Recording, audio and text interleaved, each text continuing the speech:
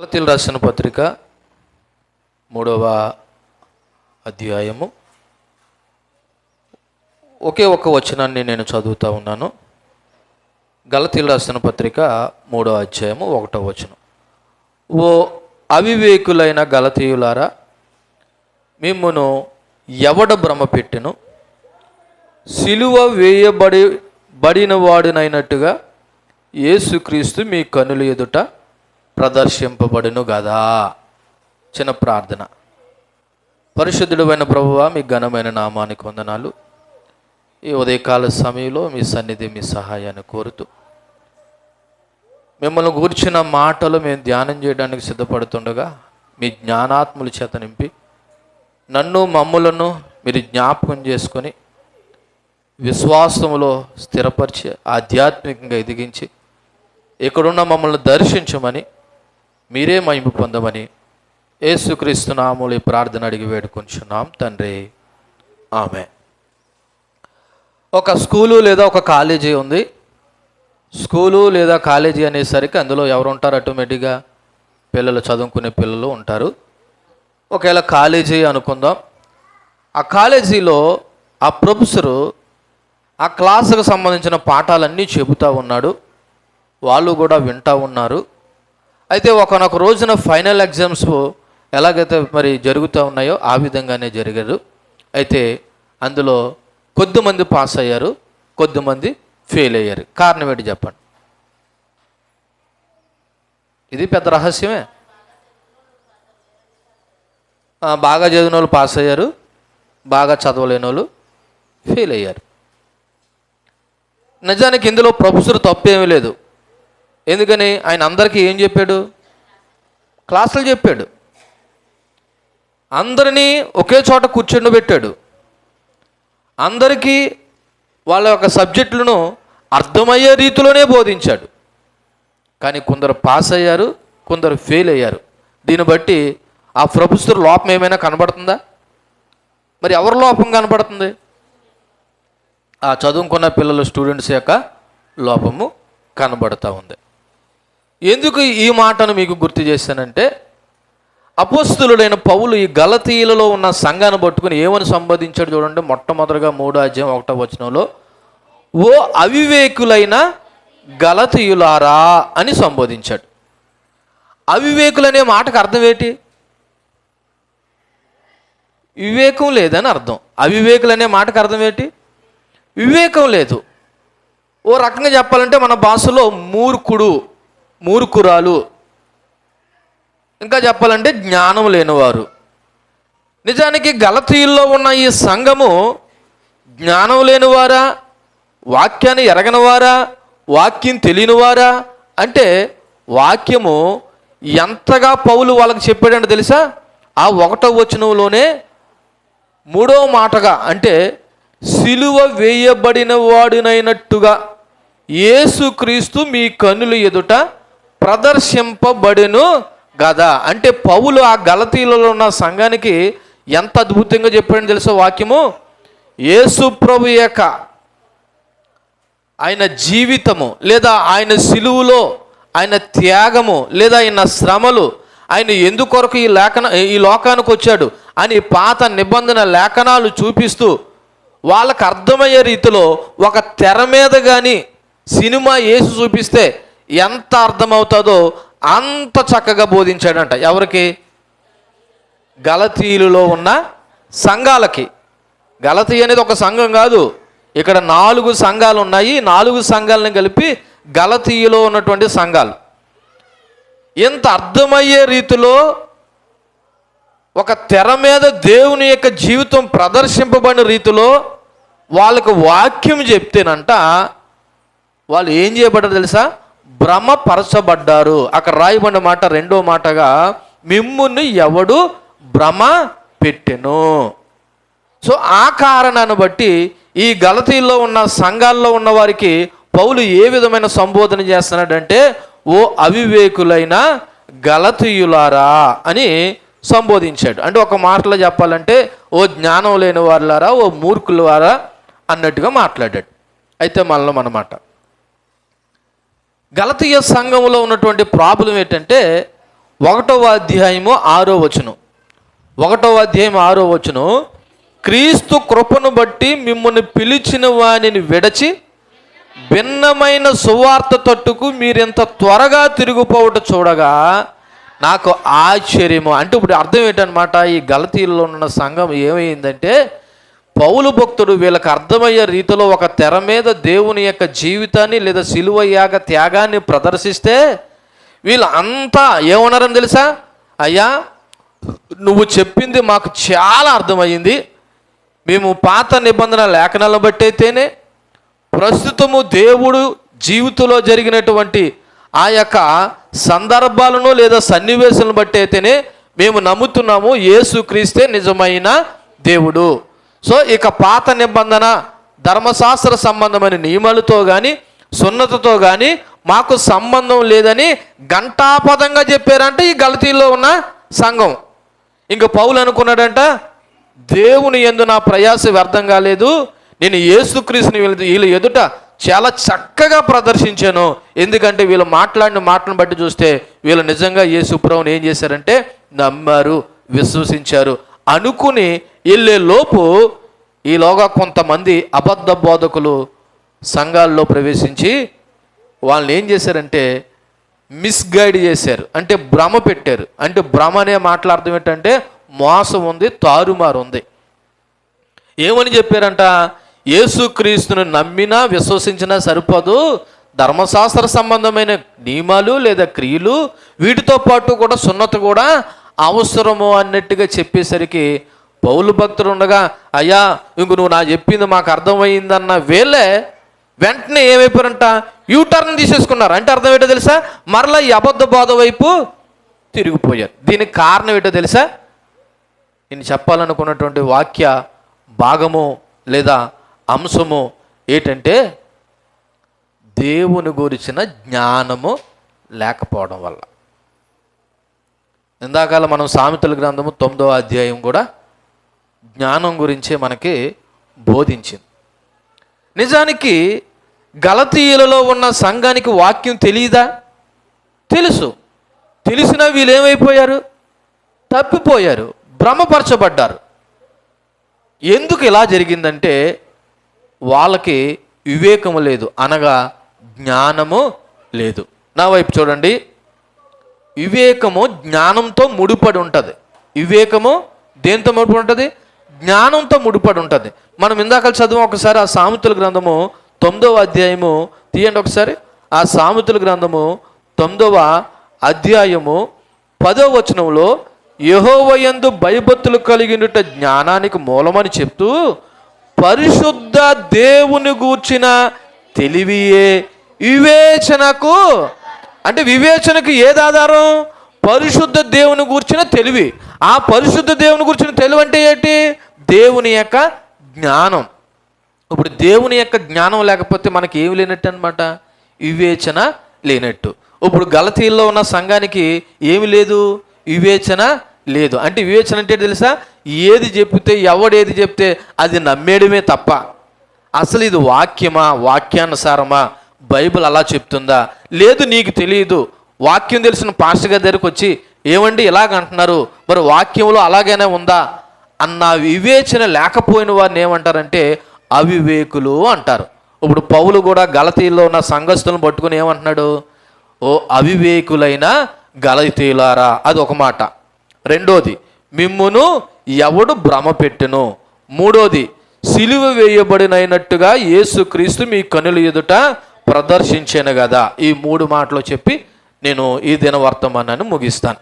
మొదటగా అవివేకులైన గలతీయులారా అని సంబోధించడం ద్వారా పౌలు మరి వారిని అనగా గలతీ సంఘస్థులను ఏమంటున్నాడంటే అవివేకులని, అనగా వాళ్ళు తప్పు మార్గంలో వెళ్ళారని, అనగా వాళ్ళు సరైన జ్ఞానాన్ని లేకుండా ఉన్నారని అర్థమవుతుంది. వాళ్ళు ఏ జ్ఞానం లేకుండా ఉన్నారు? సరైన జ్ఞానం, దేవుని గురించిన జ్ఞానం లేకుండా వాళ్ళు ఏ మార్గంలో వెళ్తున్నారంటే తప్పు మార్గంలో వెళుతున్నారు. కాబట్టి వాళ్ళు తప్పిపోయారు, కాబట్టి వివేకం లేదు, కాబట్టి అవివేకులైన ఓ గలతీయులారా అని పిలిచాడు. ఓకేనా? అయితే ఈ మొదటి మాటలో వీళ్ళు వివేకం లేకపోవడానికి కారణం ఏంటి చెప్పాను, దేవుని గురించిన జ్ఞానము లేకపోవడం. మరి దేవుని గురించిన జ్ఞానం ఉండాలా అంటే ఉండాలి. ఇప్పుడు మనం ఉదయం ధ్యానం చేసినట్లు దేవుని గురించిన జ్ఞానం అనేది మనకు లేకపోతే మనం నిత్య జీవాన్ని పొందుకోలేము. అంటే ఇప్పుడు ఈ సంఘం అనబడుతున్న మన అందరికీ ఏ జ్ఞానం కావాలా? దేవుని యొక్క జ్ఞానం కావాలా. అది ఎలాగొస్తుందని ఇందాక మనం ధ్యానం చేసాం. దేవుని యందు భయభక్తులు కలిగి ఉండడం వలన మనకేమొస్తుంది?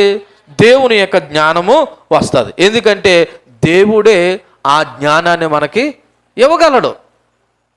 దేవుని యొక్క ఆత్మే మనకి ఆ జ్ఞానాన్ని ఇవ్వగలడు. అందుకే చూడండి ఒకసారి యెషయా గ్రంథము 11వ అధ్యాయము 2వ వచనం చదువుదామా?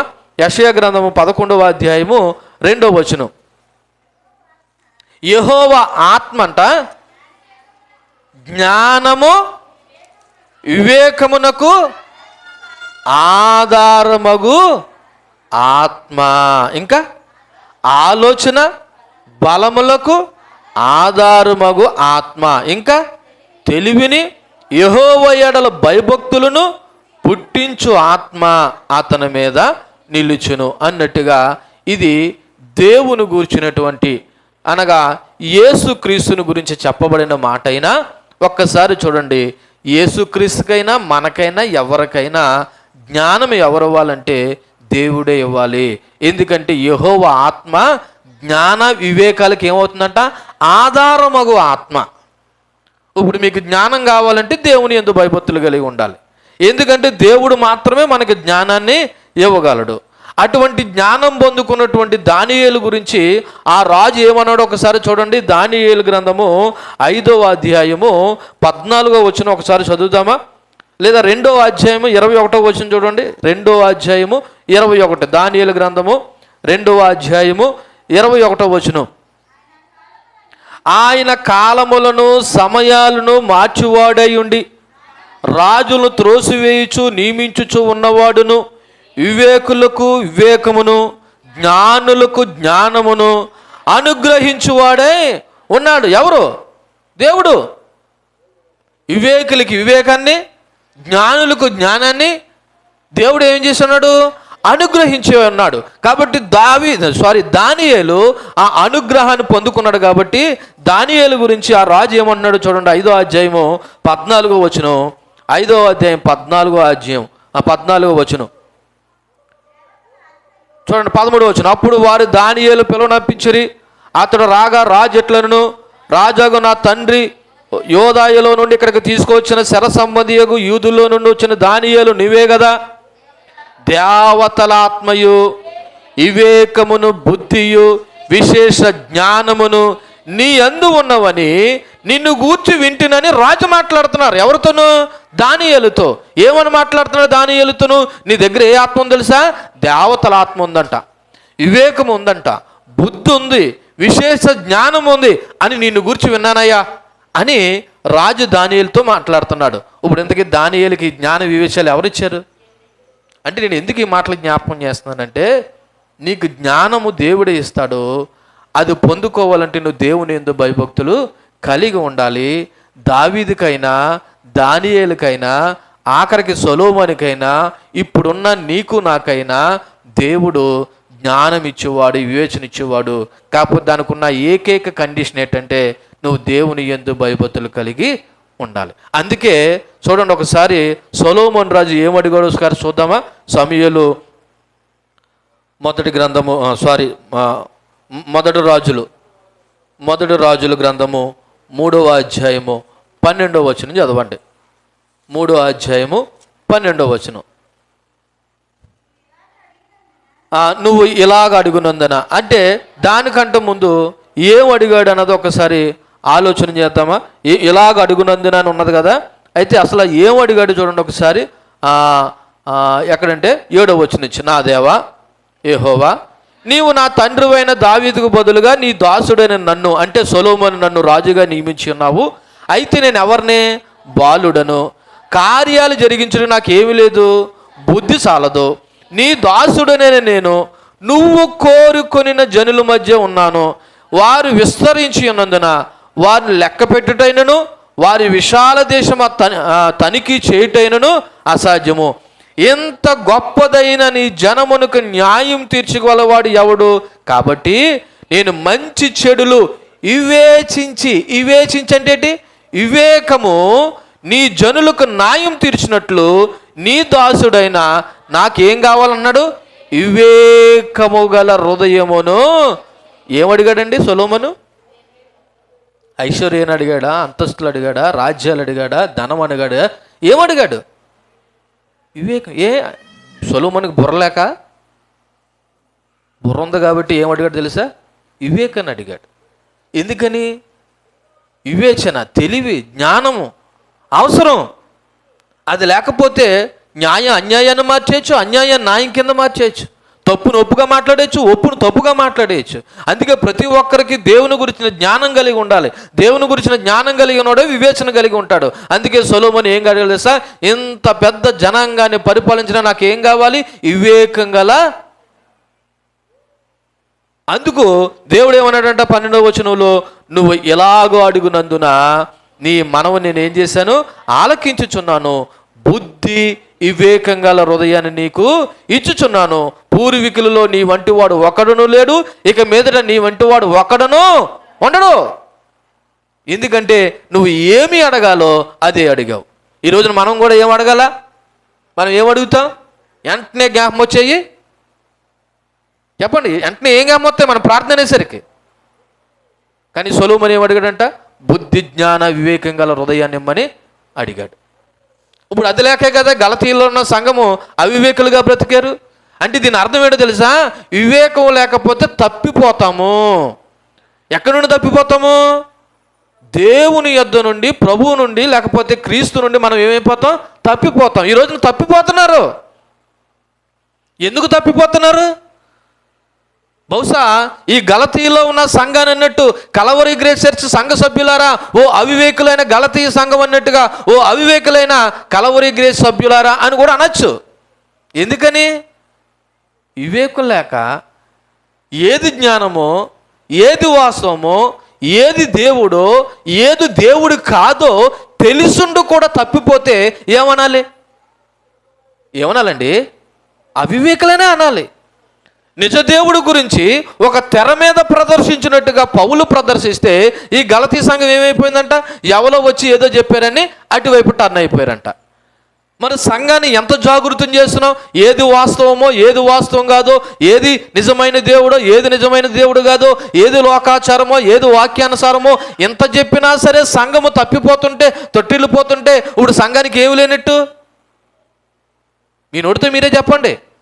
వివేకం లేదు, జ్ఞానం లేదు, అవివేకులై, అజ్ఞానులై, నిజ దేవుడిని విడిచిపెట్టి వివేకం లేనిగా బ్రతుకుతున్న వారిని గూర్చి ఏమనాలి చెప్పండి?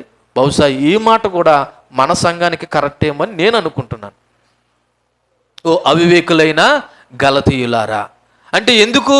వీళ్ళకి ఏమి లేదు, వివేకము లేదు. మరి వివేకం ఎలాగొస్తుందంటే మనం ఇందాక చెప్పుకున్నాం, యెహోవా యందు భయభక్తులు కలిగి ఉండడం వల్ల. ఎందుకు ఈ వివేకం అంటే చూడండి, చక్కగా ప్రవర్తించడానికంట. సామెతల గ్రంథం 15వ అధ్యాయం 21వ వచనం చదవండి. సామెతల గ్రంథము 15వ అధ్యాయము 21వ వచనంలో, బుద్ధి లేని వాడికి మూఢతో సంతోషకరము, వివేకం గలవాడు అంటే ఎలా ప్రవర్తిస్తాడంట అండి? ఈ రోజున చక్కగా ప్రవర్తించలేని వాళ్ళందరికీ ఏమి లేదన్నమాట. చక్కగా ప్రవర్తించలేని వారికి ఏమీ లేదని మీ నోటితో మేమిలే చెప్తే బాగుంటుంది. వివేకము లేదు అంటే ఇప్పుడు వివేకం ఎందుకనమాట? చక్కగా చక్కగా ప్రవర్తించడం? వాక్యానుసారంగా ప్రవర్తించడం, చక్కగా ప్రవర్తించడం. ఎవడు వాక్యానుసారంగా ప్రవర్తిస్తాడు? వివేకం కలిగినవాడు. ఎవడు వివేకం కలిగిన వాడు? దేవుని జ్ఞానం కలిగిన వాడు. ఎవడు దేవుని జ్ఞానం కలిగిన వాడు? దేవుని యందు భయభక్తులు గలవాడు. అందుకే సొలొమోను ఆ విధంగా మనవి చేశాడు. అయితే యెహోవా యందు భయభక్తులు కలగాలని చెప్పాను కదా, జ్ఞానం కావాలంటే. ఇప్పుడు యెహోవా యందు భయభక్తులు ఎలాగొస్తాయి? ఒకసారి సామెతల గ్రంథము 4వ అధ్యాయము 1-2 వచనాలు. సామెతల గ్రంథము 4వ అధ్యాయము 1-2 వచనాలు. కుమారులారా, తండ్రి ఉపదేశం వినండి, మీరు వివేకం నందునట్లు ఆలకించండి. నేను మీకు ఏం చెప్తాను? సదోపదేశం చేసేదను, నా బోధను త్రోసివేయకండి. అంటే ఇప్పుడు నీకు యెహోవా యందు భయభక్తులు కలిగి ఉండాలంటే ముందు నువ్వేం చేయాలా? దేవుని ఉపదేశాన్ని వినాలా. విన్నదాన్ని ఏం చేయాలా? త్రోసేయకూడదు. విన్నదాన్ని ఏం చేయాలా? త్రోసేయకూడదు. ఈ రోజున చాలామంది ఏం చేస్తున్నారు తెలుసా? వింటున్నారు, కానీ విన్నదాన్ని ఏం చేస్తున్నారు? మీ వాక్యమే, మా పని మాదే, మా పని మాదే, మీరు వాక్యమే. మరి ఇక్కడ ఉన్న వాళ్ళందరూ వాక్యం వినలేని వాళ్ళ? అందరూ వాక్యం వినేవాళ్ళే. మరి ఎందుకు త్రోసేస్తున్నారు? దేవుడు అంటే లెక్క లేకపోవడం, దేవుడు అంటే భయం లేకపోవడం, దేవుడు అంటే భక్తి లేకపోవడం. ఆయన ఏమంటున్నాడు? మీకు వివేకం కలగాలంటే రండి, నేనేం చెప్తాను? కుమారులారా, తండ్రి ఉపదేశం వినండి, మీరు వివేకునందునట్లు ఆలకించండి. నేను మీకు ఏ ఉపదేశం చేస్తాను? సదుపదేశం, అంటే మంచి ఉపదేశము చేస్తాను. మీరు నా బోధన ఏం చేయకండి? త్రోసివేయకండి. మరి ఇంకా మాట్లాడుకుంటే ఈ వివేకము గురించి నీకు కలగాలంటే నువ్వు దేవుని వాక్యం వినాలి. వాక్యం విన్నదాన్ని మాత్రమే కాదు, దాన్ని ఏం చేయకుండా ఉండాలంటే తోసేయకుండా ఉండాలి. కానీ మనుషులు ఎలాగున్నారని తెలుసా? ఏ మనుషులు? ఇప్పుడున్న మనుషులు ఎలాగున్నారని తెలుసా? కీర్తనలో 14వ కీర్తన 2వ వచనం చదవండి. 14వ కీర్తన 2వ వచనం. వివేకం కలిగి దేవుని వెతుకువారు కలరేమో అని యెహోవా ఆకాశం నుండి చూచి ఎవరిని పరిశీలిస్తున్నాడంటండి? నరులంటే ఎవరండి? మనల్నండి. ఆయన ఏం పరిశీలన చేస్తున్నాడంటండి? ఎవడికి వివేకం ఉందేమో అని చెప్పండి. వివేకం కలిగి ఎవడు దేవుని వెతుకుతున్నాడు అని చెప్పేసి ఆయన ఏం చేస్తున్నాడంట? ఆకాశం నుండి పరిశీలన చేస్తున్నాడు. ఎలా చూడండి, నా వైపు పరిశీలన అంటే ఏంటి? కన్నులెత్తి, ఇప్పుడు ఉదాహరణ ఇప్పుడు నేను వాక్యం చెప్తున్నాను, కానీ నేను పరిశీలన చేస్తున్నాను. ఎవరు వాక్యం వింటున్నారు, ఎవరు పడుకుంటున్నారు, ఎవరు దిక్కులు చూస్తున్నారు, ఎవరు పిల్లలతో ఆడుకుంటున్నారు. ఒక పక్క వాక్యం చెప్తానే ఉన్నాను, ఒక పక్క ఏం చేస్తూ ఉన్నాను?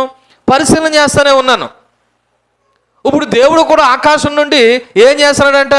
పరిశీలన అంటే అబ్జర్వ్ చేస్తున్నాడు. ఏంటి అబ్జర్వ్ చేస్తున్నాడు? ఎవరు నన్ను వెతుకుతున్నారా, ఎవరు నన్ను వెతుకుతున్నారా? అలా వెతికేవారు ఎవరంట? వివేకం కలిగిన వారంట. వివేకం కలిగి యెహోవాని లేదా దేవుని వెతుకువారు కలరేమో అని యెహోవా ఆకాశం నుండి ఏం చేస్తున్నాడంట? నరులను పరిశీలిస్తున్నాడంట. కానీ ఏం జరిగిందంట? 3వ వచనంలో వారందరూ దారి తొలగి ఏమైపోయారంటండి? దేవుడు ఆకాశం నుండి తన కనులెత్తి పరిశీలన చేస్తానంటే ఎవడు నన్ను వెతుకుతున్నాడు? వెతకడం అంటే ఏంటి? యేసుప్రభు తప్పిపోయాడని కాదు, దేవుడు తప్పిపోయాడని కాదు. దాని అర్థం ఏంటంటే దేవుడు ఉన్న చోటకి ఎవరు నన్ను వచ్చి నాకు కావాలని వెతుకుతున్నారు అని దేవుడు చూస్తే మనుషులు ఎలాగున్నారంట? దారి తొలగి బొత్తిగా చెడిపోయారు. వాస్తవం చెడిపోయి ఉన్నారు. నా మనవి, నా బాధ, నా ఆవేదన ఏం కాదు.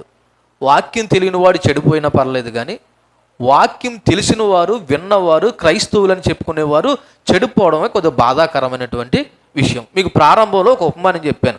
ప్రొఫెసర్ పాఠాలు చెప్పక వాళ్ళు ఫెయిల్ అయిపోలేదు. ప్రొఫెసర్ పాఠాలు చెప్పాడు, వాళ్ళు ఏం చేయాలంటే చదవక ఫెయిల్ అయిపోయారు. అలాగే ఈ రోజున దేవుని వాక్యం తెలియక చెడిపోయారంటే అర్థం ఉంది. వాక్యం తెలుసుండి చెడిపోతున్నారు, చూసారా? అది దేవునికి ఒక రకంగా చెప్పాలంటే సేవకులమైన మాకు బాధగా ఉంది. బహుశా మీకు బాధగా ఉందా లేదో నాకైతే అర్థం కావట్లేదు. కాబట్టి ఇప్పుడు దేవుడు ఆకాశం నుండి మనుషులను ఏం చేస్తున్నాడంటే పరిశీలన చేస్తున్నాడు. ఎవడైనా భయం కలిగి, భక్తి కలిగి నన్ను వెతుకుతున్నారేమో అని చెప్పేసి చూస్తేనంట అందరూ ఎలాగున్నారంట? దారి తొలగి భక్తుగా చెడిపోయి ఉన్నారంట. అందుకే మాలాటోల సంఘమైనటువంటి సంఘ సేవకులను మేము ఏం చేస్తామంటే ఈ విధంగా ప్రార్థన చేస్తున్నాం. ఏం చేస్తున్నాము? కొలసీలు రాసిన పత్రిక 1వ అధ్యాయము 9-12 వచనాలు నేనే చదువుతూ ఉన్నాను. కొలసీలు రాసిన పత్రిక 1వ అధ్యాయం 9వ వచనం. అందుచేత ఈ సంగతి వినిన నాటి నుండి మేము మీ నిమిత్తము ప్రార్థన చేయక మానక మీరు సంపూర్ణ జ్ఞానమును, ఆత్మ సంబంధమైన వివేకం గలవారును, ఆయన చిత్తమును పూర్ణంగా గ్రహించిన వారునై ప్రతి సత్కార్యములు సఫలలగుచు దేవుని విషయమైన జ్ఞానమందు అభివృద్ధి పొందుచు అన్ని విషయంలో ప్రభువును సంతోషపెట్టినట్లు. ఎన్ని విషయాలు ఉంటండి? అన్ని విషయాల్లో ప్రభువును సంతోషపెట్టినట్లు ఆయనకు తగినట్టుగా నడుచుకున్న వలనని ఆనందంతో కూడిన పూర్ణమైన ఓర్పును, దీర్ఘశాంతను కనుపరిచినట్లు ఆయన మహిమ శక్తిని బట్టి సంపూర్ణ బలముతో బలపరచబడవలనని తేజోవాసులైన పరిశుద్ధుల స్వాస్థ్యంలో పాలువారు మగుటకు మనల్ని పాత్రులుగా చేసిన తండ్రికి మీరు కృతజ్ఞతాస్తుతులు చెల్లింపవలనని మేమేం చేస్తాం తెలుసా? దేవుణ్ణి బతిమాలుకొనుచున్నాము. తప్పు అయిపోయింది ప్రభా అని సంఘాన్ని గురించి మేము ఏం చేసుకుంటున్నాం? బ్రతిమాలుకుంటున్నాం. పాస్టర్ గారు బ్రతిమాలుతారులే మా గురించికి, మనం చేసే తప్పులు మనం చేసే పాపాలు చేసుకుంటూ పోదాము అని అనుకుంటే బహుశా అది నీకే నష్టం. కాబట్టి నేను మొదటి మాట ముగించి రెండవ మాటలోకి వెళ్తున్నాను. మొదటి మాట ఏంటంటే అండి, ఓ అవివేకులైన గలతీయులారా. అంటే ఏమి లేదు, వీళ్ళకి వివేకం లేదు. మరి వివేకం లేకపోతే ఏమైపోతాము? తప్పిపోతాము. మరి అందుకొరకు మనకి ఏం కావాలా? వివేకం కావాలా. మరి వివేకం కలగాలంటే దానికి ఏమి ఉండాలా? జ్ఞానం కావాలా. మరి జ్ఞానం కావాలంటే దేవుని యందు భయభక్తులు కలిగి ఉండాలా. మరి దేవుని యందు భయభక్తులు కలిగి ఉండాలంటే మొదటైన ఉపదేశం వినాలా. వింటే సరిపోతుందా? ఆ విన్న దాని ప్రకారం నడవాలా. ఇంత పెద్ద ప్రాసెస్ పెట్టుకుని నేను దేవుళ్ళో బాగున్నాను, నేను భక్తిపరుని, నేను ప్రార్థనాపరుణ్ణి, నేను తప్పుపోను, నేను జ్ఞానిని, నేను వివేకినని ఎలా కనుగొలుగుతున్నారు? ఒకసారి ఆలోచన చేయండి. రెండో మాట అంటే ఆ 1వ వచనంలో రెండో మాట, మిమ్మును ఎవడ భ్రమ పెట్టెను. అంటే దీన్ని బట్టి అర్థం చేసుకోవాల్సిన మాట ఏంటంటే, భ్రమ పెట్టేవాళ్ళు మన పక్కనే ఉంటారు, మన ఇంట్లోనే ఉంటారు, అవసరమైతే మన తోటి వారే ఉంటారు. భ్రమ ఏం పర్లేదు పిల్ల, ఎప్పుడో సంవత్సరానికి ఒకసారి, మళ్ళీ వెళ్తామేంటి అంటే నేను ఏం చేశారనమాట? ఏం చేశారు? అప్పుడు నీకు కూడా మా అమ్మే మా నాన్నే మా తాతయ్య ఇలాగంటే ఇంకేంటి రెచ్చిపోను. ఇదేంటి భ్రమ, మోసం, తారుమారు. ఇప్పుడు పౌలు కూడా గలతీలో ఉన్న సంఘానికి అంటున్నాడు, మిమ్మల్ని ఎవడు భ్రమ పెట్టాడు అంటే దీని అర్థం ఏంటి? భ్రమ పెట్టేవాళ్ళు ఉంటారు. కొన్నిసార్లు బయట వాళ్ళు అవ్వచ్చు, కొన్నిసార్లు మన ఇంట్లో వాళ్ళే అవ్వచ్చు, మన తోటివారే అవ్వచ్చు. అయితే ఇక్కడ సాధారణంగా వాక్యానుసారంగా మనం మాట్లాడుకున్నప్పుడు ఎవరు భ్రమ పెడుతున్నారంటే ఒకసారి చూడండి. ఈ భ్రమ అనేది ఒక మోసమని, ఇది మరి అబద్ధ బోధకులు వచ్చి మరి యేసుక్రీస్తుని గురించి సత్యాన్ని ఏం చేస్తారంటే దాపెట్టి వీళ్ళని సత్యం నుండి విడిచిపోయే విధంగా మనల్ని ఏం చేస్తారంటే భ్రమ పెడతా ఉంటారు. ఇర్మియా గ్రంథము 23వ అధ్యాయము 15-16 వచనాలు చదవండి. ఇర్మియా గ్రంథము 23వ అధ్యాయము 15-16 వచనాలు. కావున సైన్యములకు అధిపతియగు యెహోవా, ఎవరి గురించి? ప్రవక్తలను గూర్చి సెలవిచ్చినదేమనగా, ఆ యెరూషలేము ప్రవక్తల అపవిత్రత దేశమంతటా వ్యాపించును గనుక తినుటకు మాచిపత్రియు త్రాగుటకు చేదు నీళ్లను నేను వారికి ఇచ్చుచున్నాను. సైన్యములకు అధిపతిగా యెహోవా ఎలాగ సెలవిచ్చుచున్నాడు, మీకు ప్రవచనములు ప్రకటించు ప్రవక్తల మాటలను ఆలకింపకండి. వారు మిమ్మల్ని ఏం చేస్తున్నారు? భ్రమ పెడుతున్నారు. అంటే అబద్ధ ప్రవక్తలు అన్నమాట. ఎవరో అబద్ధ ప్రవక్తలు. ఎందుకు అబద్ధ ప్రవక్తలు అంటే వాళ్ళ అపవిత్రత కలిగి ఉండి దేవుడు చెప్పకపోయినా దేవుడు చెప్పాడని చెప్పే మాటలన్నీ కూడా ఏ మాటలు అంటే అబద్ధ మాటలు, అబద్ధ బోధకులు. ఇప్పుడు యెరూషలేములో ఉన్న ప్రవక్తల గురించి దేవుడు ఏమంటున్నాడంటే వాళ్ళ మాటలు ఆలకించకండి అన్నాడు. నిజానికి ప్రవక్త దేవుని యొక్క వాక్యను ప్రకటించేవాడు ప్రవక్త. మరి దేవుని యొక్క వాక్యను ప్రకటించేవాడు ప్రవక్త మాటను దేవుడు ఎందుకు ఆలకించొద్దున్నాడు అంటే వీళ్ళు దేవుడు చెప్పిన మాట చెప్పట్లేదు, వాళ్ళ సొంత మాటలో చెప్తున్నారు. అంటే వాళ్ళ సొంత మాటలు చెప్పి జనులు ఏం చేస్తున్నారు? భ్రమపరుస్తున్నారు. ఏం తప్పులేదు. ఓ పాస్టర్ గారు ఇలాగన్నారంట, ఏం పర్లేదు, తప్పులేదు. ఏముంది, మనం వెళ్ళి పూజిస్తున్నామా, చేస్తున్నామా, జస్ట్ ఏం చేస్తున్నాం అంటే చూస్తున్నాం. ఏం చేస్తున్నాం? చూస్తున్నాం. చూస్తే తప్పేముంది? అయితే బహుశా వీళ్ళకి కీర్తనలు 1వ అధ్యాయం 1వ వచనం అర్థం అవ్వలేదు. కీర్తనలు 1వ అధ్యాయం 1వ వచనం ఏంటి? దుష్టుల ఆలోచన చొప్పున నడవక, పాపుల మార్గాన నిలవక, అపహాసులు కూర్చుండు చోట. ఈ 3 అక్కడ ఉంటాయా ఉండవా? చూస్తే తప్పేముంది? అసలు చూస్తేనే తప్పు. అసలు ఆ ఏదైనా తోటలో అవ్వమ్మ ఈ చూస్తేనే వచ్చింది తంట. మన వాళ్ళు సమర్థించుకోవడానికి మాట్లాడే మాటలు, చూస్తే తప్పేముంది, మేము వెళ్ళి పూజిస్తున్నామా, మేము కొబ్బరికాయ కొడుతున్నామా, మేము నమస్కారం చేస్తున్నామా, జస్ట్ ఎందుకని చూస్తున్నాం అంతే. చూస్తున్నావా? మరి 1వ అధ్యాయం 1వ వచనం కీర్తనలు దుష్టుల ఆలోచన చెప్పు నడవద్దని ఉందే. పాపులుండు చోట ఉండొద్దని చెప్తుంది, అపహాసులు కూర్చున్న చోట కూర్చుండకూడదని చెప్తుంది. మరి దీని అర్థాన్ని నువ్వు ఎలా మార్చుకుంటావు? మరి అంటే మనుషులు లేదా అబద్ధ ప్రవక్తలు లేదా అబద్ధ బోధకులు మనల్ని ఏం చేస్తారనమాట? ఏం చేస్తారు? భ్రమ పెడతారు. తప్పు కాదు అని చెప్తారు.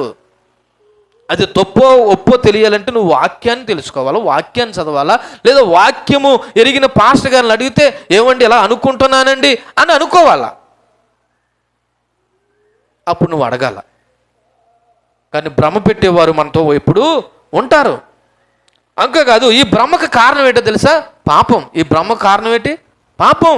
ఎందుకంటే పాపంలో ఉన్నవాడు వాడు భ్రమపరచబడతాడు, పక్కలను కూడా ఏం చేస్తాడు? భ్రమపడతా ఉంటాడు. చూడండి, ఏప్రిల్ రాసిన పత్రిక 3వ అధ్యాయం 14వ వచనం చదవండి. ఏప్రిల్ రాసిన పత్రిక 3వ అధ్యాయము 14వ వచనం. ఏప్రిల్ రాసిన పత్రిక 3వ అధ్యాయము 14వ వచనం. బహుశా 13, 15 ఉన్నాయా? చదవండి.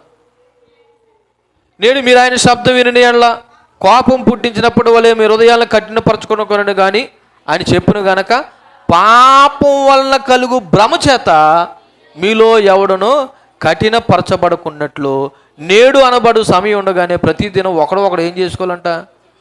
బుద్ధి చెప్పుకోవడానికి ఈ మాటలు. ఎందుకని నువ్వు భ్రమలో పడిపోయి తప్పు కాదనుకుంటున్నావు. దేవుని వాక్యం ఏం చెప్తుందంటే తప్పు అని చెప్తుంది. ఇప్పుడు సహోదరులమైన మనం ఒకరు ఏం చెప్పుకోవాలంట? ఏం చెప్పుకోవాలంటమ్మా? బుద్ధి చెప్పాలి. ఇప్పుడు నేనే బుద్ధి చెప్పలేదు అనుకో, నీకు ఇంకెవడు బుద్ధి చెప్తాడు? అంటే నేనే బుద్ధి చెప్పబోన్నాను కదా అర్థం. అంటే సంఘంగా ఒక సేవకునిగా నేనే మీకు బుద్ధి చెప్పకపోతే, మీకు క్షేమం గురించి నేను మాట్లాడకపోతే ఏ పాస్టర్ గారు చెప్తాడు? ఇప్పుడు మీ పిల్లలకి మీరే బుద్ధి చెప్పకపోతే పక్కలో చెప్తే ఒకవేళ పిల్లలు ఏమంటున్నారు? ఇప్పుడు అన్నారు నువ్వెవడవు నాకు చెప్పడానికి అని అంటలేదా? అంటున్నారా లేదా? మరి అటువంటిదప్పుడు ఒకవేళ సంఘమైన మీరు, ఒకవేళ నా తోటి సహోదరులని మీరు ఒక సేవకునిగా ఒక నాయకుడిగా నేను మీకు బుద్ధి చెప్పకపోతే ఎవరు చెప్తారు? పక్క పాస్టర్ గారు చెప్తాడా? పక్క పాస్టర్ గారు చెప్పడు. మిమ్మల్ని నవ్వింతాడు, కవ్వింతాడు, అవసరమైతే మిమ్మల్ని లాక్కోవడానికి బాగా చెప్తాడు. మీకు అర్థం ఏంటి? పొంగించేలాగా ఉప్పొంగించేలాగా. ఎందుకని? ఈ పాస్టర్ గారు బాగా చెప్పారు అని అనాలని నిన్ను ఆయన గురించి. పాపం వల్ల కలుగు భ్రమ చేత ఈ రోజున మీలో ఎవడను కఠినపరచకూడదు. ఈ పాపం ఏం చేస్తుందంటే భ్రమపరుస్తుంది, కఠినం చేసేస్తుంది. అలా కఠినపరచుకున్నట్లు మీరు ఏం చేసుకోవాలంట? ప్రతిదినము ప్రతిదినం ఒకడు ఏం చేసుకోవాలంట? ఈ రోజున బుద్ధి చెప్తుంటే ఇష్టం ఉండలేదు. చెప్పాను కదా ఇందాకల మన సామెతల గ్రంథం 9వ అధ్యాయం చెప్పినప్పుడు, బుద్ధి లేని వాడికి మనకు గద్దిస్తే వాడు ఏం చేసుకుంటున్నాడంట? అసహించుకుంటున్నాడు, అవసరమైతే పగ పెంచుకుంటున్నాడు. కానీ క్రీస్తు సహోదరులమైన మనం బుద్ధి లేని వాళ్ళం కాదు కదా, దేవుని వాక్యం తెలిసిన వారు కదా. తెలిసిన వారు మనం ఒకరు ఏం చెప్పుకోవాలంట? బుద్ధి చెప్పుకోవాలంట. అసలు ఇంకొక మాట కూడా చెప్తాను చూడండి. అసలు మనం దేవుని సంబంధంలో కాదో ఈ మాటను బట్టి మనకు అర్థమైపోద్ది. 1వ యోహాను అనగా యోహాను రాసిన మొదటి పత్రిక 4వ అధ్యాయము 4, 6 వచనాలు చూడండి. యోహాను రాసిన మొదటి పత్రిక 4వ అధ్యాయము 4, 6 వచనాలు. చిన్నపిల్లారా మీరు దేవుని సంబంధులు. ఎవరంట? చిన్నపిల్లారా మీరు దేవుని సంబంధులు. మీలో ఉన్నవాడు లోకంలో ఉన్నవాడు కంటే గొప్పవాడు కనుక మీరు వాడిని జయించి ఉన్నారు. వారు అంటే ఎవరో చూద్దాం. వారు లోక సంబంధులు కనుక లోక సంబంధులైనట్టు మాట్లాడతారు, లోకం వారి మాట వినును. మనము దేవుని సంబంధులము, దేవుని ఎరిగిన వాడు మన మాట వినును. దేవుని సంబంధి కానివాడు, నా వైపు చూడండి, దేవుని సంబంధి అయిన వాడు దేవుని మాట వింటాడంట, దేవుని సంబంధి కానివాడు దేవుడి మాట విండంట. ఇప్పుడు దేవుని మాట విన్నవారు ఎక్కడుంటారు? దేవుడు చెప్పినట్టే ఉంటారు. దేవుని మాట విననివాడు ఏం చేస్తాడు? ఆడు మనవాడు కాడు అని మాట్లాడితే ఇంకేమంటున్నాడు? ఇందువలన మనము సత్య స్వరూపమైన ఆత్మ ఎట్టుదో భ్రమపరచు ఆత్మ ఎట్టుదో తెలుసుకొనిచున్నాము. ఇలా చూడండి, ఇప్పుడు ఒకడు దేవుడు మాట విని ఆడు అలా ఉన్నాడంటే అర్థం ఏంటి? దేవుని ఆత్మ వాళ్ళలో పనిచేస్తుందని. వాడు దేవుని మాట వినకుండా తప్పిపోయాడంటే అర్థం ఏంటి? వాళ్ళలో ఏ ఆత్మ ఉంది? భ్రమపరచు ఆత్మ ఉంది. ఈ భ్రమపరచు ఆత్మ ఏమంటో తెలుసా? ఏం పర్లేదు, తప్పులేదు, ఏముంది, సింపుల్గా ప్రభు దగ్గరికి వచ్చి ప్రభు నన్ను క్షమించు అని ఓ ప్రార్థన చేస్తే ఏమైపోద్ది? మీ దేవుడు క్షమించేస్తాడు కదా. మీ దేవుడు జాలి గల దేవుడు, కరుణామయుడు, ప్రేమామయుడు. ఎన్ని తప్పులు చేసినా ఏం చేస్తాడు ఆయన? క్షమించేస్తాడన్నట్టుగా ఈ భ్రమ నీలో ఉండి అలా భ్రమపరుస్తూ ఉంటుంది. కానీ దేవుని సంబంధి, దేవుని ఆత్మ కలిగిన వాడు ఎవరి మాట వింటాడు? దాన్ని బట్టి చెప్పవచ్చు వీళ్ళు దేవుని బిడ్డలో కాదనేది. కొంతమంది సంఘంలో దేవుని ఆత్మ వచ్చిందని ఎగురుతూ ఉంటారు, గంతులు వేస్తూ ఉంటారు. బహుశా నిజంగా దేవుని ఆత్మ వస్తే నాకు సంతోషమే. కానీ దేవుని ఆత్మ నిజంగా నీలో వస్తే నీ ప్రవర్తనలో మార్పు రావాలి కదా, నీ మాటలో మార్పు రావాలి కదా, నీ చూపులో మార్పు రావాలి కదా, నీ తలంపులో మార్పు రావాలి కదా. అవి ఏమీ రాలేదంటే ఇప్పుడు ఇంతకీ నీ మీదకి వచ్చిన ఆత్మ ఏ ఆత్మ అనమాట? భ్రమపరచు ఆత్మ, దేవుని ఆత్మ కాదు. దాన్ని బట్టి చెప్పచ్చు నిజంగా పోయిన ఆదివారం నీ మీదకి వచ్చిన ఆత్మ దేవుని ఆత్మ, అబద్ధపు ఆత్మ. అలాగే ఈ రోజున దేవుని పిల్లలారో లేకపోతే అపవాది పిల్లలు ఎవరో చెప్పేయచ్చు మన ప్రవర్తించే తీరును బట్టి, మనం మాట్లాడే మాటను బట్టి, లేదా నీ యొక్క దేవుడు వినే మాటను బట్టి నువ్వు దేవుని సంబంధమో దేవుని సంబంధం కాదు అన్నది అర్థమవుతుంది. దీన్ని బట్టి మనం నేర్చుకోవాలి. రెండో మాట ఏంటో తెలుసా? భ్రమపరిచేవారు మనతోనే ఉంటారు, మనలోనే ఉంటారు. అంతేకాదు అపవాది నిన్ను భ్రమపరుస్తూనే ఉంటాడు. అది ఏ రూపంలోనైనా భ్రమపరచచ్చు. అవసరమైతే సేవకులమైన మా లోపంలోనే అబద్ధ బోధకులు, అంటే అబద్ధ బోధకులు ఎక్కడి నుంచి వస్తారు? సంఘంలో నుండి వస్తారు. వీళ్ళు ఏం బయట నుంచి రారు. వీళ్ళు కూడా ఏం చెప్తారు? వాళ్ళు కూడా ఏం పట్టుకుంటారు? బైబిల్ పట్టుకుంటారు. ఏం బోధిస్తారు? అబద్ధ బోధ బోధిస్తారు. అప్పుడు నువ్వేమనుకుంటావు? అబ్బా భలే చెప్పారు. అదే అలా పాస్టర్ గారు అయితే అస్సలు ఎప్పుడు చూసినా తిట్టినట్టే చెప్తాడు. భ్రమపరచు ఆత్మ. నువ్వు భ్రమపడకు, సత్యాన్ని తెలుసుకో, వాక్యాన్ని తెలుసుకో, యథార్థంగా బ్రతుకు. ఎందుకంటే భ్రమపరిచేవారు నీతో ఉంటారు ఎప్పుడునూ. అవసరమైతే అబద్ధ బోధకుల వాళ్ళు కూడా భ్రమపరచబడతాం. మూడో మాట చెప్పి నేను ముగిస్తాను. మూడో మాట ఏంటి? ఏమనుంది అక్కడ? సిలువ వేయబడిన వాడునైనట్టుగా యేసుక్రీస్తు మీ కనుల ఎదుట ప్రదర్శింపబడును గదా. ఏంటండి? యేసుక్రీస్తు మీ కనుల ఎదుట ప్రదర్శింపబడును గదా. అంటే యేసుక్రీస్తు సిలువ వేయబడినప్పుడు అతడు చేసిన, అనగా యేసుక్రీస్తు చేసిన త్యాగం గురించి పౌలు గలతీలో ఉన్న సంఘానికి చాలా స్పష్టంగా బోధించాడు. ఇంకా వాళ్ళు మర్చిపోరు, మేము మర్చిపోం అయ్యగారు అన్నట్టుగా వాళ్ళు ఆలకించారంట. కానీ ఏమైపోయారంటే వెంటనే తప్పిపోయారు. అందుకే 6వ వచనంలో అంటాడు 1వ అధ్యాయంలో, మీరింత త్వరగా తిరిగిపోవుట చూడగా. అంటే అర్థం బహుశా పౌలు భక్తుడు ఎలాగెళ్ళి మరి ఎన్ని నెలలు గడిచిందో లేదో తెలియదు, కానీ ఈలోగానే వాళ్ళు ఏమైపోయారు? ఆలకిస్తున్నారా? Body present, mind absent. ఏమైపోయారు? తప్పిపోయారు. వాళ్ళు ఎదుట దేవుణ్ణి ఎలా ప్రదర్శించాడంటే ఆయన ఒక తెర మీద ప్రదర్శించినట్టుగా ప్రదర్శించాడంట. వాళ్ళు దేవుని గురించిన సిలువ త్యాగాన్ని ఆలకించారంట, విన్నారంట, అర్థమైందంట. అయినా జర ఏమైపోయారంటే తప్పిపోయారు. ఎందుకు? యేసుప్రభు చేసిన త్యాగం ఏంటి ఒకసారి చూద్దామా? ఆయన చేసిన త్యాగము ఫిలిప్పీయులకు రాసిన పత్రిక 2వ అధ్యాయము 8వ వచనం. ఫిలిప్పీయులకు రాసిన పత్రిక 2వ అధ్యాయము 8వ వచనం చూడండి. ఆ మాటకు వస్తే 6వ వచనం, ఆయన దేవుని స్వరూపం కలిగిన వాడయుండి దేవునితో సమానంగా ఉండుట విడిచిపెట్టకుండా భాగ్యమని ఎంచుకోలేదు, కానీ మనుషులు పోలికగా పుట్టి దాసును స్వరూపం ధరించుకుని తన్ను తానే రిక్తునిగా చేసుకొనెను. మరియు ఆయన ఆకారమందు మనిషిగా కనబడి మరణము పొందినంతగా, అనగా సిలువ మరణము పొందినంతగా విధేయత చూపిన వాడే తన్ను తాను తగ్గించుకున్నాడు. ఎవరి గురించి తగ్గించుకున్నాడు? మన కోసం అనుకుని గుంపులో గోవిందుగా కలిపేకండి, నా కోసం అని చెప్పండి. ఆయన పరలోకంలో ఉండుట విడిచిపెట్టకూడని భాగ్యమని ఎంచుకోక మనిషి ఆకారంగా పుట్టి దాసుని స్వరూపం, దాసుడంటే బానిస స్వరూపాన్ని ధరించుకుని తన్ను తానే రిక్తునిగా, అంటే ఏమీ లేనివాడుగా చేసుకుని మనకి మనుషులుగా కనబడి సిలువ మరణం పొందినంతగా విధేయత చూపాడు. ఇది దేవుడు నీ ఎడల నా ఎడల చేసిన యాగము, త్యాగము. ఇది నీలో, నీ హృదయంలో ఉండుంటే ఈ బయట ఉన్నవి ఏవి నీకు ఎలా కనపడుతుంది తెలుసా? పెంటలా కనపడతాయి. ఈ సిలువ యాగము, ఈ సిలువ త్యాగము నీకు అర్థమైతే ఇవి నీకు ఎలా కనపడతాయి? పెంటలా కనపడుతుంది. నష్టం కింద కనపడుతుంది. కానీ నీకు అలా కనబడలేదంటే దేవుని యొక్క యాగము త్యాగము నీకు అర్థం కాలేదు.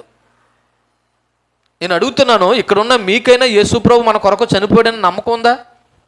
ఉందా? ఎలా నమ్ముతున్నారు? నా తెలియక అడుగుతాను. యేసుప్రభు మన కొరకు చనిపోయాడని ఎలా నమ్ముతున్నారు? మీరు చెప్తున్నారు కదండి, మీరు చెప్తుంటే మేము నమ్మడమే కదండి. మేము చెప్తున్నామని కాదు, నీకుందా వ్యక్తిగతమైన అనుభవము? యేసుక్రీస్తు నీ కొరకు నా కొరకు చనిపోయాడని నువ్వు నమ్ముతున్నాయా? మొదటగా అటువంటి అనుభవంలో నువ్వు ఉన్నావా? దేవుడు నీ కొరకే చనిపోయాడని, యాగమయ్యాడనే విషయం నీకు అర్థమైతే నువ్వు ఎవరి కొరకు బ్రతకాలో నీకు అర్థమవుతుంది. ఈ రోజున అలా అర్థం కాలేదు కాబట్టి నువ్వు దేవుని కొరకు బ్రతకలేకపోతున్నావు. సిలువ యాగము త్యాగం అర్థం కావట్లేదు కాబట్టి నువ్వు లోకానుసారంగా బ్రతకాలని కోరుకుంటున్నావు. ఆయన రాత్రి చెప్పాను, యేసు ప్రభు ఈ లోకాన్ని మరణించడానికి ఎందుకు వచ్చాడనే ఒక కారణంలో మరొక కారణం ఏంటంటే, ఆయన మనల్ని పరిశుద్ధులుగాను నిందారహితులుగాను ఆయన సన్నిధిని నిలబెట్టాలని మన కొరకు చనిపోయాడంట. ఎలాగంటే అండి, ఆయన సన్నిధిని మనల్ని ఎలా నిలబెట్టాలని? పరిశుద్ధులుగాను నిందలేని వారుగాను. నిజానికి మనం నిందింపబడిన వారము, పాపం చేసిన వారు, అపవిత్రులము. కానీ దేవుడు వచ్చి ఏం చేశాడు? నీ అపవిత్రం తీసి పరిశుద్ధులుగాను, నీ నిందను తీసి నిందారహితుడుగాను చెయ్యాలని ఆయన పరలోకం నుండి ఈ లోకానికి వచ్చి నీ కొరకు నా కొరకు చనిపోతే నువ్వే ఎలా బ్రతుకుతున్నావు? అంటే సిలువ యాగము సిలువ త్యాగం నీకు అర్థం కాలేదు. అర్థం కాకే నీకు ఇష్టం వచ్చినట్టు బ్రతుకుతున్నావు. అసలు యేసుప్రభు చనిపోయాడని ఒక నమ్మకం నీకు లేకపోతే ఈ సందర్భంలో ఒకసారి గుర్తు చేస్తాను. నిజంగా యేసుప్రభు చనిపోయాడో లేదో ఆయన మాటల నుండి చూద్దాం. మత్తయి సువార్త 26వ అధ్యాయం చూడండి ఒకసారి. మత్తయి సువార్త 26వ అధ్యాయము 2వ వచనాన్ని నేను చదువుతా ఉన్నాను. మత్తయి సువార్త 26:2.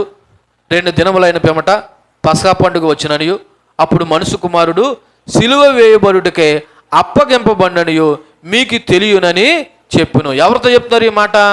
యేసుక్రీస్తు స్వయాన శిష్యులతో చెప్తున్నాడు. 1వ వచనంలో యేసు ఈ మాటలన్నీ చెప్పి చాలించిన తర్వాత జరిగినదేమనగా ఆయన తన శిష్యులను చూచి. ఎవరు చెప్తున్నారు స్వయాన? ఇదిగో మనిషి కుమారుడు మరో 3 రోజుల్లో లేకపోతే 2 దినాలైన పిమ్మట పస్కా పండుగ ఏం వేయబడతాడు? సిలువ వేయబడుటకు అప్పగింపబడతాడని స్వయాన ఎవరు చెప్తున్నారు ఈ మాట? యేసుక్రీస్తు చెప్తున్నాడు. అంటే ఇప్పుడు ఆయన సిలువ వేయబడ్డా లేదా?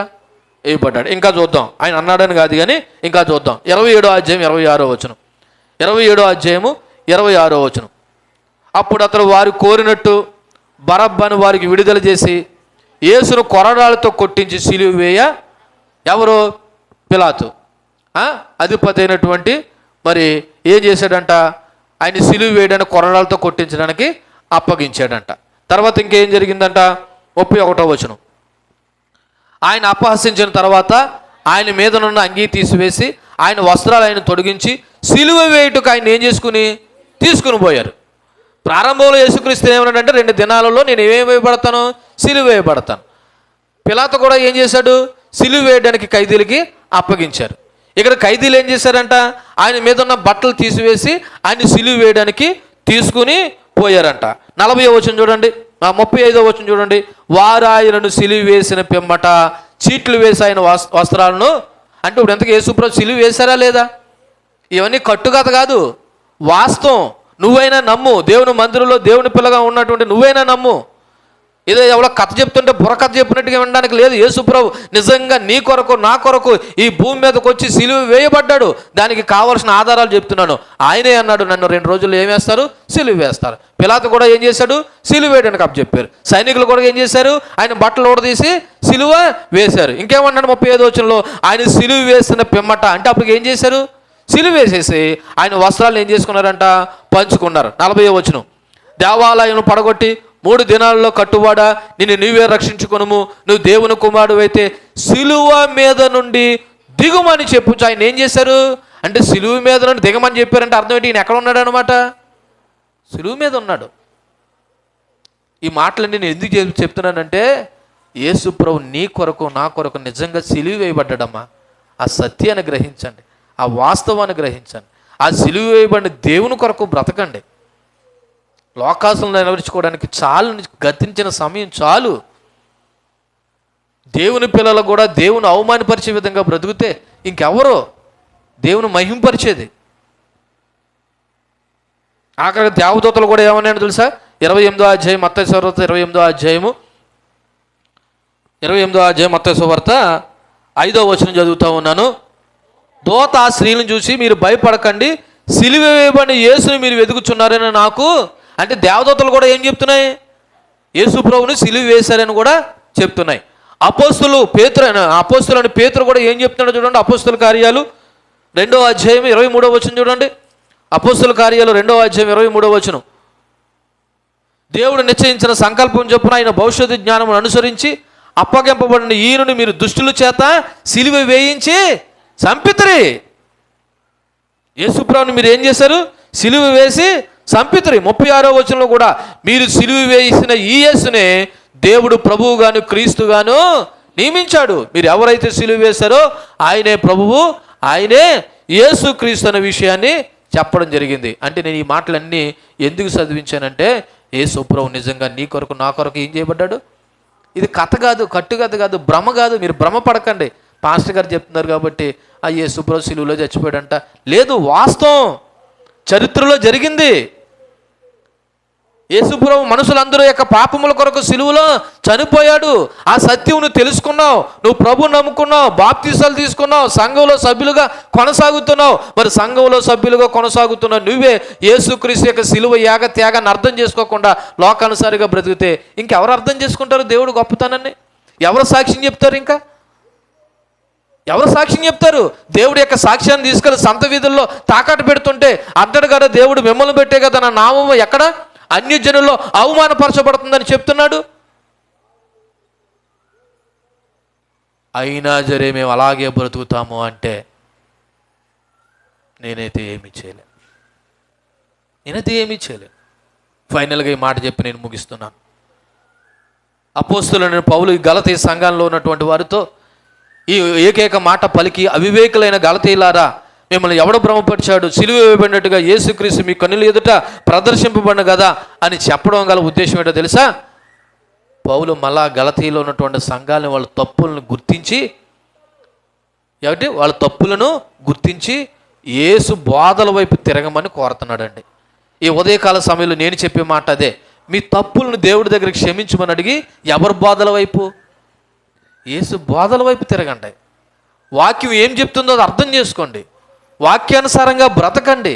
మేము వింటాము కానీ వాక్యానుసారంగా బ్రతకమంటే మనం క్రైస్తవులము కాదు. మనకు ఒక పేరు పెట్టింది సంఘం, నామకార్థ క్రైస్తవులు అని పేరు పెట్టింది. మనం నామకార్థ క్రైస్తవులుగా బ్రతకడానికి కాదు ప్రభు దగ్గరికి వచ్చింది, యేసుక్రీస్తు నిజ క్రైస్తవులుగా బ్రతకడానికి. మరి యేసుక్రీస్తు నిజ క్రైస్తవులుగా బ్రతకాలంటే నువ్వేం చేయాలి తెలుసా? దేవుడు ఏమైతే బోధించాడో ఆ బోధల్లో నడవాలి.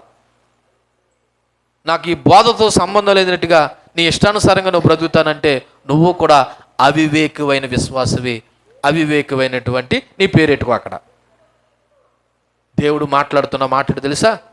నీ తప్పులు సరిదిద్దుకో, మళ్ళీ దేవుని వైపు తిరుగు. తిరుగుతానండి సంవత్సరం అంతా, మళ్ళీ వచ్చే సంవత్సరం మావోలే అంటే ఏమో ఇదిగో చెట్టులు వేరైన గొడ్డలు నాటబడి. కాబట్టి మిక్కిలి అనుకూలమైన సమయంలో దేవుని ప్రజలమైన దేవుని పిల్లలను మనము దేవుని యొక్క వాక్యానికి భయపడి అవివేకులు కాకుండా వివేకం కలిగి వాక్యానుసారంగా బ్రతికి దేవుని యొక్క నిత్యరాజ్య వారసులుగా మనం జీవిద్దాం. దేవుడి మాటలు మన ఇంటిలో జీవించి ఫలింప చేయునుగాక. ఆమేన్. కళ్ళు మూసుకోండి.